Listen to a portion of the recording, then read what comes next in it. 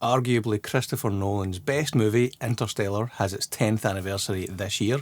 The studio brought out a all-singing, all-dancing 10th anniversary 4K box set for the princely sum of 50, yes, 50 UK pounds. Let's see if it's worth it.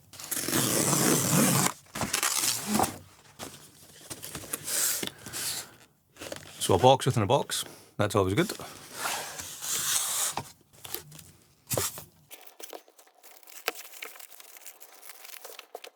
So there is a J card of sorts that does appear to be glued on. I'll pop that off. And big glue dot at the back. There we go.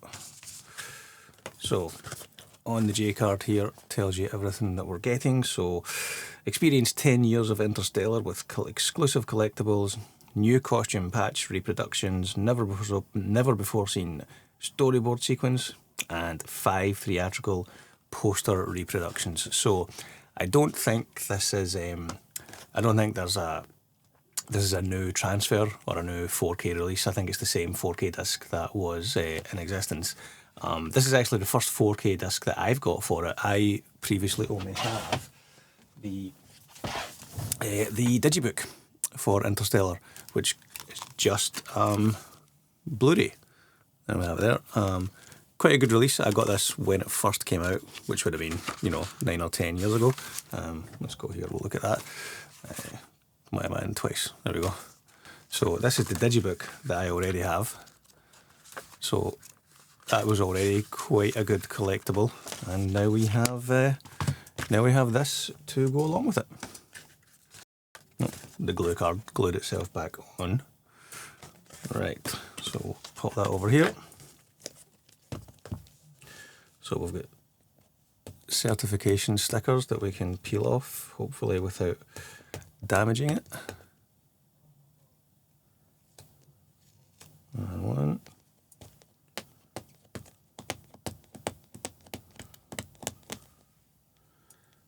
And a 2.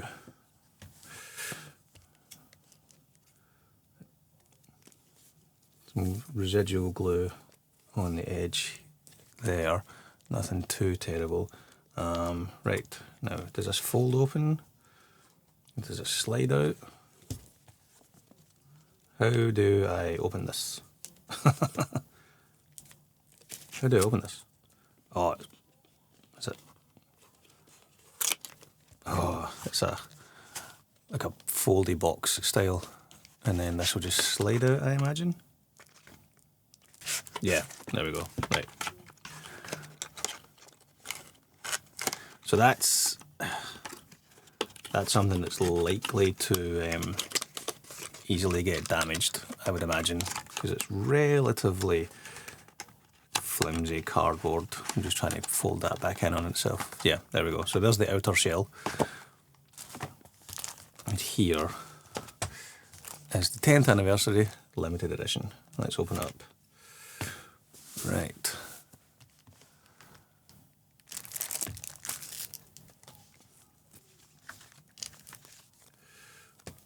We'll take out everything that we're getting from it. Let's read the note that we get from Christopher Nolan first of all. 10 years pass in the blink of an eye. 10 years since we tried to look into the future, since we tried to show that time and space could bend and warp in ways both logical and horrifically indifferent to our human needs. We peered into the vastness of space to explore the cruelty of time, but the joke was on us. Here on Earth, my kids grew up just as fast as they do for Cooper perched at the edge of a distant black hole. We're as confounded by the mutability of time as the crew of the Endurance, 10 years compressed into mere moments. But from within that blink of an eye, other things unfurl. Kip wins a Nobel Prize for his pioneering work on detecting gravity waves. The first image of a black hole appears on the front page of the New York Times, and those of us who made Interstellar, it is the face of an old friend. To those of us who made Interstellar, it's the face of an old friend. New generations of filmgoers discover and connect with the film in ways we'd never foreseen. To paraphrase another great McConaughey performance, we got older Interstellar stays the same age. That's that's an interesting little note from director Christopher Nolan there. So this opens up to reveal the discs. Don't think they fold open at all. No, I can't fit all that in the frame, but there you go. So there's 3 discs. They're fairly snug in there. Oft. That's there's the 4K disc, the Blu-ray disc, and I'm assuming the Blu-ray special features. Yeah, there we go. So there's the 3 discs that it comes with. It's quite nice artwork on this as it folds out. And then looking at it on the back here. So it's fairly rigid, the box. I'm not sure I'm a huge fan of the slots, the cardboard slots for the disc. That seems like an easy way for them to be scratched, perhaps. But the box itself is sturdy, and this is a nice wee note, and there's good artwork on the box. Let's pop the discs out of the road.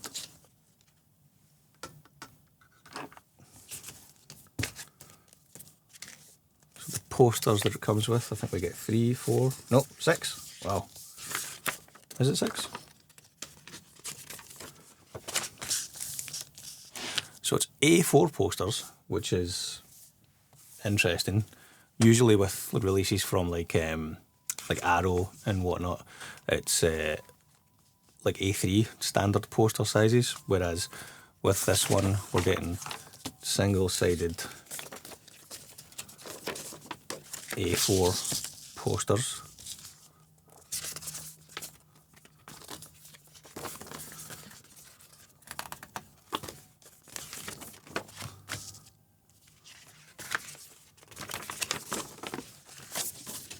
Is it just 5? 1, 2, 3, 4, 5. I thought the J card said 6.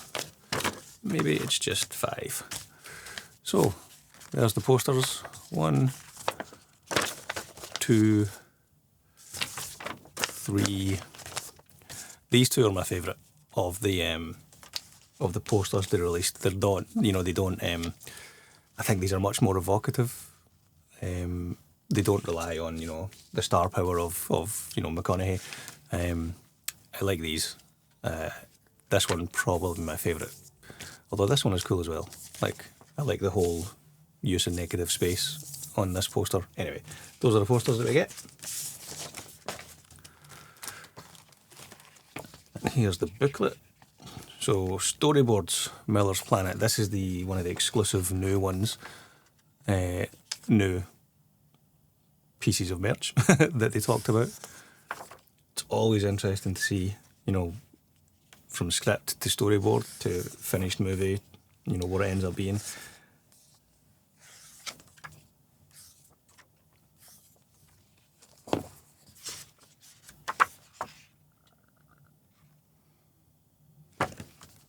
That's pretty cool. And then these will be the patches.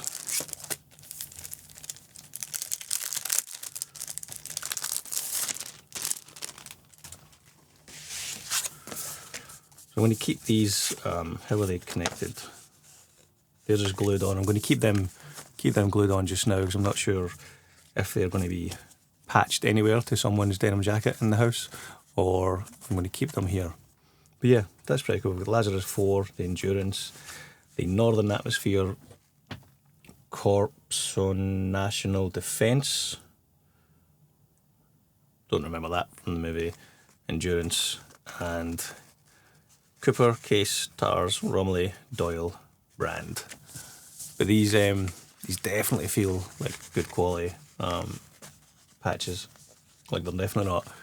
They don't feel cheap. I don't think they've cheaped out on these. Right, let's throw it on the shelf and take a closer look.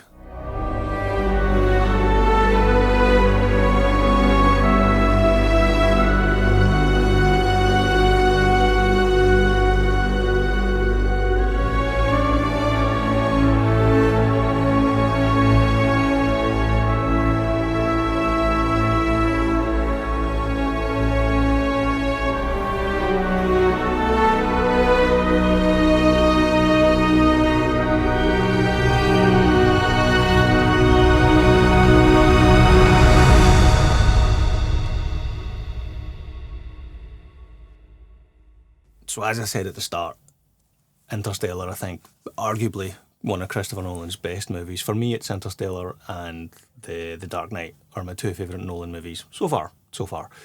There's something about Interstellar that it actually gets better with time. Like, not the more you watch it, but each time you watch it, you appreciate it, I think, a little bit more. Interestingly, I remember when Interstellar came out, I remember not liking it as much as I did like Inception.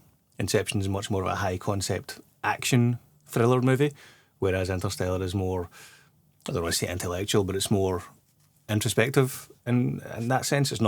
Interstellar is not an action movie. Inception, I would say, is definitely an action movie. At the time when they both came out, 2012 and 2014, Interstellar and Inception. When was Inception? Anyway, I know it was before, but I remember at the time, I definitely preferred Inception to Interstellar, but cut to 10, 12, 14 years later, that's totally flipped. We went to see Interstellar at the cinema last year, actually. So 9 years after it came out, there was an IMAX Fest in the UK, and they had released, I think it was just for literally 1 or 2 days, they had Interstellar showing in IMAX screens here in Scotland, here in the UK. So we actually took the whole family to see it, myself, my partner, and our 3 kids, who at the time would have been 13, 10, and 7, I think. Everyone enjoyed it, but the 13-year-old really enjoyed it. She, at one point, I kind of peered over to see her, see how the kids were enjoying it, and she was in floods of tears.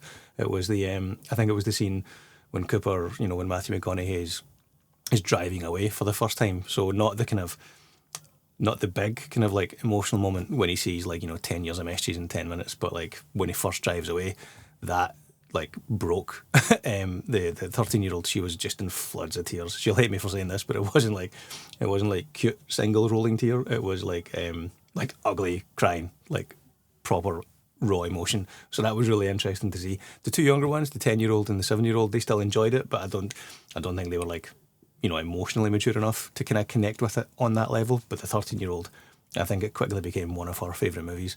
So that was an interesting and a really nice cinema, like family cinema experience. Anyway, so where was I going with that? Yeah, saw Inception, saw Interstellar in the cinema again, and ended up enjoying it more than I thought I would. And then a couple of days later, I think we actually showed the kids Inception.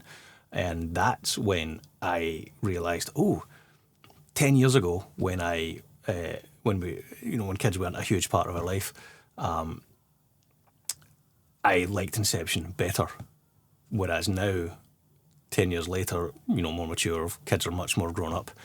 The experience of Interstellar hits home a hell of a lot more. Not that Inception's bad, I still love Inception, but in the Nolan ranking, Inception and Interstellar got flipped. So that's interesting. I really think that Inception won't hold up as well after a decade or 2 or 3 or 4 as much as Interstellar will. And we haven't even talked about Hans Zimmer's score. Hans Zimmer's score for Interstellar, I think, between that and Gladiator, is probably his best work. I think the score he did for Interstellar is so unique. From all the behind-the-scenes documentaries I've watched on that, you can tell he really put a lot of his heart and soul into it. I think he wrote the main theme before he even knew what the movie was about. I'll link to it. There's a couple of YouTube videos and behind-the-scenes documentaries that I've seen where they talk about that. I'll put links to them below if I can find them. So yeah, it's available on Amazon just now. It's sold out on Zavi. It's sold out on HMV. But so far, as of the recording of this, it is available from HMV. No, Amazon. That's the 10th anniversary 4K box set release of Interstellar. I'll catch you in the next video.